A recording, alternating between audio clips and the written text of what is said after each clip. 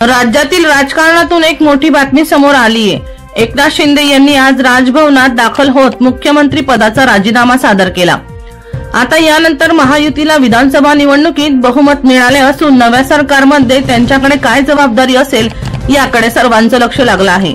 यंदाच्या विधानसभा निवडणुकीत महायुतीला भक्कम यश मिळाले। महायुतीने 230 जागांवर विजय मिळवला। यात भाजप 132 जागा, शिवसेना शिंदे गट 57 आणि राष्ट्रवादी अजित पवार गटाला 41 जागा मिळाल्या, तर महाविकास आघाडीला फक्त 46 जागांवर समाधान मानावे लागले आहे। यानंतर आता महायुतीच्या सरकार स्थापनेसाठी हालचालींना वेग आलाय। यातच महाराष्ट्राच्या 14व्या विधानसभेची आज मुदत संपणार असल्याने नवे सरकार स्थापन होण्याआधी एकनाथ शिंदे मुख्यमंत्री पदाचा राजीनामा देणार असल्याचं बोलले जात होते। यानंतर अखेर एकनाथ शिंदे यांनी मुख्यमंत्री पदाचा राजीनामा दिला आहे।